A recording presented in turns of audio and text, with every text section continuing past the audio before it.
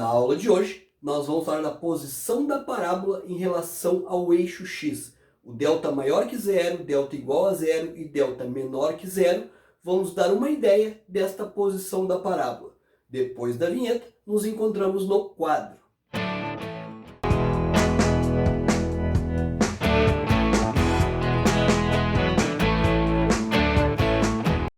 Primeiramente, vamos lembrar o nosso discriminante. O discriminante é o nosso delta. Como nós calculamos o delta? A fórmula é b² menos 4 vezes a vezes c. De onde eu tiro esse b, esse a e esse c? Lá da minha função quadrática, da minha f de x igual a ax² mais bx mais c. Então, eu vou tirar o meu a daqui, o meu b e o meu c. Quando nós estudamos a equação do segundo grau, e na primeira aula de função quadrática, nós já fizemos esses cálculos. Nós pegamos a função e calculamos o delta. O que acontece? O nosso delta, a nossa resposta deste cálculo todo, pode ser delta maior que zero, ou seja, um número positivo, um delta igual a zero, ou um número negativo, que seria o nosso delta menor que zero.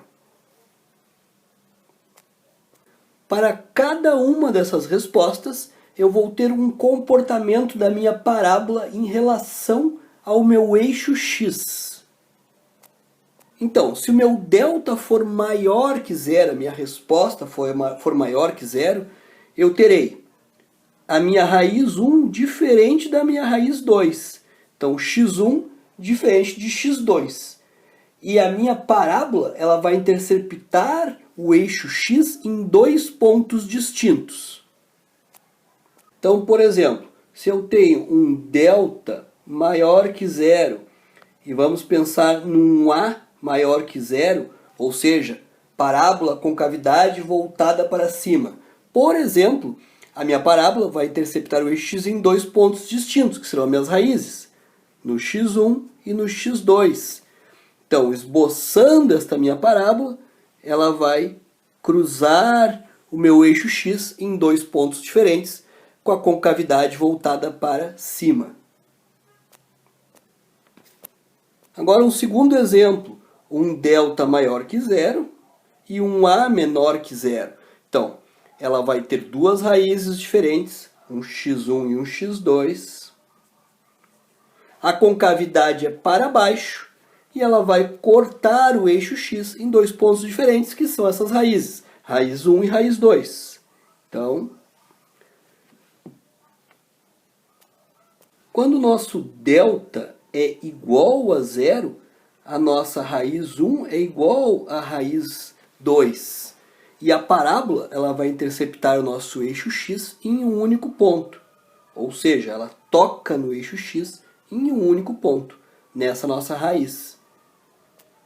Nesse caso, tanto com a concavidade para cima ou para baixo, a nossa parábola vai tocar o eixo x em um só ponto. Se nosso a fosse negativo, mesma situação, a parábola só encosta em um ponto do eixo x.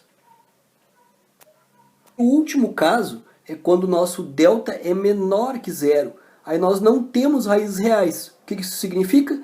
Que a nossa parábola ela não encosta no eixo x, nem na parte de cima, nem na parte de baixo. É aquele caso que nós temos a impressão que ela está flutuando. Então, para um a maior que zero, ela sendo positiva. Isso é só um exemplo, ela pode estar em qualquer parte do nosso gráfico. Então, ela vai aparecer assim, sem tocar o eixo x. Para um a negativo, então a parábola voltada para baixo, também sem tocar no eixo x.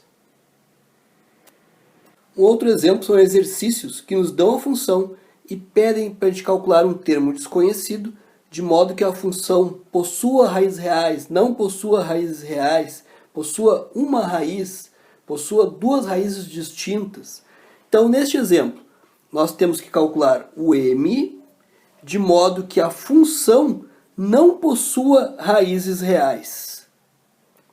Para não possuir raízes reais, é o caso do delta menor que zero.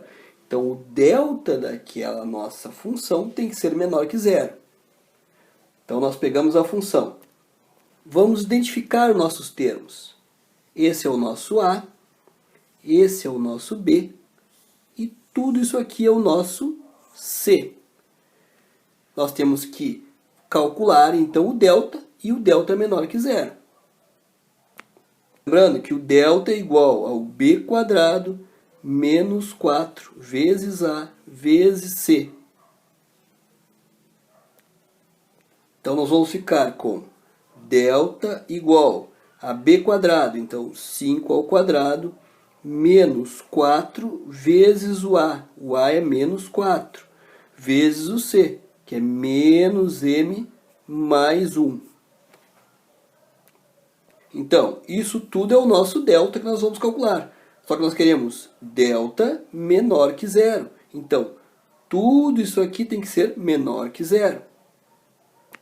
Então, vamos fazer o cálculo. 5 ao quadrado, 25. Menos 4 vezes menos 4, mais 16. Vezes menos m mais 1, tem que ser menor que zero. 25 menos 16m mais 16 menor que zero. Então, nós temos 25 mais 16 menor que, vamos trocar este aqui de lado, trocar a operação, 16m. Então, nós temos 25 mais 16, 41. Menor que 16m. Então, nós temos que 41 dividido por 16 tem que ser menor que m. Ou m maior que 41 sobre 16. Agora, neste outro exemplo, vamos fazer só o esboço do gráfico, com as informações que nós temos e utilizando o delta. Então, primeira coisa, nossa concavidade da parábola. Nosso A é igual a menos 1. Logo, o A é menor que zero. Já sabemos que a parábola vai ter a concavidade para baixo. Agora vamos descobrir onde ela corta o eixo X. Como é só um esboço, nós não vamos determinar exatamente onde ela corta, e sim quantos pontos ela vai cortar, se vai ser em 2 pontos, em 1 ponto ou em nenhum. E nós já sabemos onde ela intercepta o eixo Y, que é no menos 4. O nosso delta será igual a b quadrado, 2 ao quadrado, menos 4, vezes o A é menos 1, vezes o C é menos 4. Então, nós temos 4, menos 4 vezes menos 1 fica mais 4. Mais 4 vezes menos 4 dá menos 16. Então, eu tenho 4 menos 16. Isso é igual a menos 12. Se o delta é igual a menos 12, significa que o meu delta é menor que zero. Então, não vai encostar no eixo X. Então, para o nosso esboço, nós já sabemos que a concavidade é para baixo, que corta o eixo Y no menos 4 e que não encosta no eixo X. Então, um esboço possível seria esse aqui. Ela tem concavidade para baixo, corta o eixo Y no menos 4 e não encosta no meu eixo X. Na aula de hoje, nós vimos como ter uma ideia da posição da parábola em relação ao eixo X pelo nosso discriminante, pelo delta. Por hoje é só, até a nossa próxima aula e bons estudos!